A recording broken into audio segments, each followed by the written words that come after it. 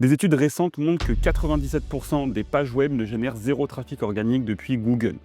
La vraie question, c'est qu'est-ce que les 3% qui réussissent font de différent? C'est ce qu'on va voir maintenant. Je vais vous présenter une stratégie SEO en 4 piliers éprouvés pour viser la première position sur Google. Par exemple, cette page a vu son trafic augmenter de 214% en 30 jours grâce à cette méthode, et une autre, dans un secteur ultra concurrentiel en France, a triplé son trafic en l'espace de quelques semaines. Salut, c'est Willy. Pour ceux qui ne me connaissent pas encore, je suis fondateur de Baryon Studio, une agence spécialisée en création de sites web et en SEO. On accompagne aujourd'hui des dizaines d'entreprises à mieux structurer leur présence digitale, et aujourd'hui on va décortiquer ce que font les leaders du SEO pour que vous puissiez faire la même chose sur votre secteur d'activité. On commence avec le pilier 1, exploiter vos concurrents SEO. Tapez votre mot-clé principal sur Google.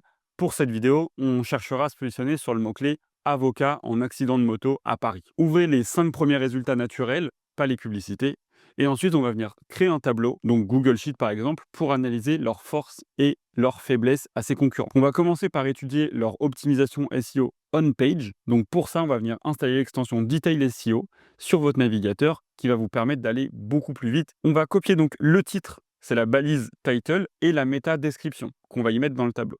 On va ensuite copier le titre principal H1, puis le premier paragraphe de contenu qu'on retrouve sur leur page directement. Dans un second temps, on récupère le score d'autorité et le volume de recherche mensuel via un outil comme SEMrush. On va venir faire ça pour les 5 premiers résultats, mais aussi pour votre propre page si elle existe déjà. Même si votre site ne figure pas dans le top 100 sur Google, vous pouvez entrer votre URL dans SEMrush et obtenir les informations pour votre site internet. Ensuite, une fois que vous avez toutes ces données, on passe à l'analyse. Regardez d'abord les structures d'URL. Est-ce qu'elles contiennent l'expression complète du mot-clé? Est-ce qu'on comprend le sujet de la page rien qu'en lisant l'URL, sans le nom de domaine évidemment? Et si ce n'est pas le cas, c'est que vous forcez Google à deviner. Et là, c'est une première mauvaise pratique. Google comprend de mieux en mieux, mais il ne fait pas encore de la magie. Il faut lui servir l'info comme à un enfant qui apprendrait à lire. Une URL claire, explicite et alignée avec le mot-clé, c'est un point de plus gagné pour votre SEO. Ensuite, regardez les titres title tags. Est-ce que l'expression est présente telle qu'elle? Les pages les mieux classées utilisent très souvent l'expression exacte du mot-clé choisi. Et c'est pas du tout par hasard, parce que Google a un système qui mesure la correspondance exacte entre le titre et la requête.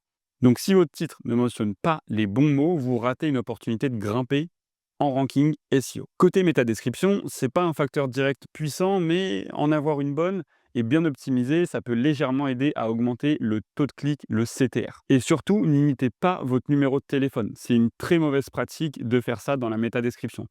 Pourquoi? Parce que vous voulez inciter au clic pour que Google considère votre page, et si vous mettez votre numéro, les visiteurs risquent d'appeler sans avoir même cliqué sur votre site internet, et aux yeux de Google, ça vaut 0 parce qu'il n'y avait pas eu de clic sur le site internet. Ensuite, les balises H1. Pareil, les meilleures pages ont toujours un H1 bien structuré, aligné avec le mot-clé.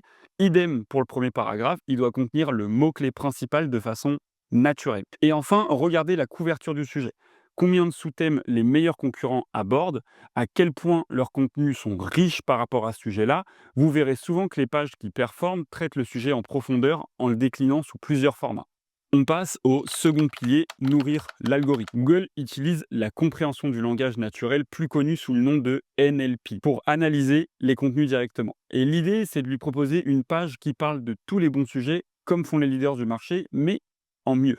Tapez déjà votre mot-clé dans SEMrush. Utilisez l'analyse concurrentielle pour repérer les pages les mieux positionnées, puis notez les sujets et chaque mot-clé principal qu'elles abordent. L'idée, ça sera de reproduire ces formats de contenu en proposant mieux que vos concurrents et en les enrichissant de manière plus conséquente. Listez-les dans un tableau. Ouvrez ChatGPT avec un prompt simple pour structurer votre plan de contenu à partir de ces sujets que vous avez relevés. Et petite astuce, pour que le contenu colle vraiment à votre marque, vous pouvez aussi copier la page à propos de votre entreprise, la donner à ChatGPT et lui demander de reformuler le plan en gardant le ton que vous employez sur votre site. Ou mieux encore, si vous avez un brief de votre entreprise, fournissez-lui, ça l'aidera beaucoup. Une fois le plan validé, ajoutez votre touche personnelle, votre expertise, ce qui nous amène à la rédaction, le troisième pilier. Créer une page irrésistible. Et là, la grande question qui revient, c'est faut-il rédiger à la main ou utiliser l'IA? J'ai analysé les contenus qu'on a relevés pour notre exemple d'avocat en accident de moto à Paris, et la majorité des meilleurs contenus sont rédigés par des humains, notamment les pages commerciales. Donc mon conseil dans ce contexte précisément, c'est de privilégier la rédaction humaine. Que vous utilisez l'IA ou alors un rédacteur, voici ce que vous devez lui transmettre. Visez le bas de la fourchette sur la quantité de mots, par exemple 800 au lieu de 1200 mots, ça pousse à écrire clair et ça rend le contenu plus percutant. L'objectif, c'est de traiter tous les sujets listés sans chercher à répéter les mots-clés 2 fois. Ne vous souciez pas de la densité des mots-clés que vous intégrez à chaque contenu. Concentrez-vous sur la couverture complète des sujets et sur la pertinence de votre contenu. Une fois que le texte est rédigé, passez à la mise en page. Et là, pensez comme un vendeur. Votre page, elle doit ressembler à une landing page commerciale, notamment avec un titre accrocheur, une promesse claire et des éléments de réassurance visibles tout de suite, et surtout pas des CTA du style prise de contact ou devis gratuit. Vous devez vraiment créer une offre solide qui donne envie d'être cliqué. Imaginez que cette page est la seule chance que vous avez de capter le prospect. Qu'est-ce que vous pourriez lui proposer pour qu'il vous contacte maintenant et pas demain ou dans les semaines à venir? Pas besoin d'être un expert en marketing, hein. Vous pouvez très bien utiliser le chat GPT encore un coup pour lui générer des idées d'offres concrètes. Dans mon cas, j'ai un GPT personnalisé, Alex Hormozy, qui s'occupe de super bien retravailler les offres. Je vous le mets en description. Allez y faire un tour. Ensuite, on oublie toutes les techniques marketing pompeuses qui diront quelle couleur utiliser pour convertir vos prospects en visiteurs sur votre page. Construisez plutôt votre page avec ces principes-là. Tout se joue au-dessus de la ligne de flottaison. Donc 80% des visiteurs ne scrollent pas sur une page. C'est impératif de soigner cette partie si vous voulez avoir une chance qu'on se rappelle de vous.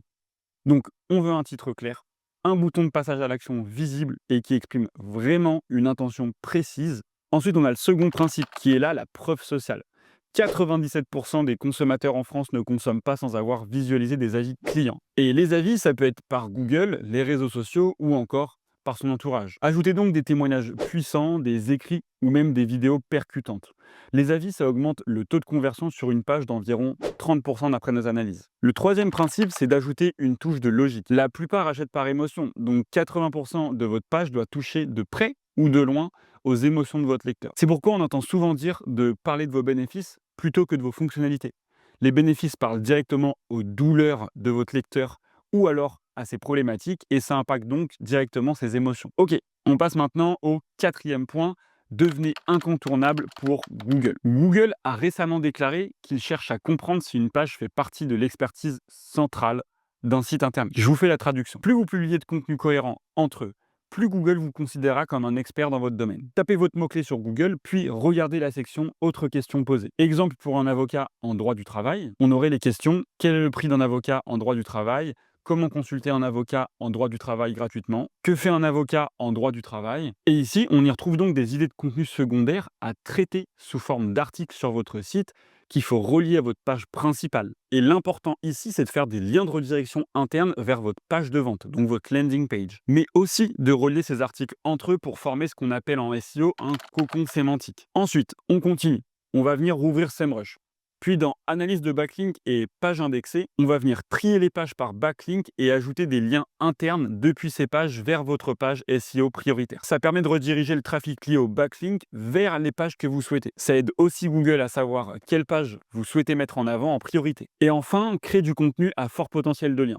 Un contenu à fort potentiel de lien serait par exemple un article sur les 15 statistiques des accidents de moto en France. C'est beaucoup plus pertinent pour obtenir des backlinks qu'un article générique parce qu'il intègre des données et des analyses plus poussées sur lesquelles d'autres sites voudront se rattacher et donc vous faire des backlinks parce qu'ils s'intéressent à ce domaine-là. Un moyen très simple d'avoir des idées de contenu à fort potentiel de lien, c'est de regarder ce qui fonctionne chez vos concurrents. Donc de la même manière, vous allez taper leur domaine de SEMrush et vous allez vous rendre dans la même catégorie qu'on vient de faire, donc analyser les pages qui ont reçu le plus de backlinks et inspirez-vous de ces formats pour ancrer du contenu sur votre site internet. Si vos concurrents ont des backlinks de cette manière, pourquoi pas vous? Vous pouvez aussi utiliser ChatGPT pour générer des idées de contenu à fort potentiel avec un prompt comme « Donne-moi 20 idées de contenu avec des datas précises » à fort potentiel de backlink pour un avocat spécialisé dans les accidents de moto à Paris. Vous aurez donc un aperçu direct des sujets que vous pouvez traiter et il vous restera plus qu'à les trier par facilité d'exécution de manière à ce que vous puissiez rapidement mettre en place ces pages sur votre site internet. Bon, vous l'aurez compris, le SEO, c'est pas une question de chance ou même d'ancienneté du site internet. C'est une méthode qui demande de l'investissement de votre côté, basée sur l'analyse, la structure et surtout la régularité du contenu. Si cette vidéo vous a aidé à mieux comprendre comment analyser vos concurrents, à optimiser vos pages, structurer votre contenu ou même renforcer votre autorité aux yeux de Google, pensez à liker, à vous abonner pour voir la prochaine vidéo qui sort chaque semaine. En attendant, je vous dis à la prochaine, c'était Willy, ciao!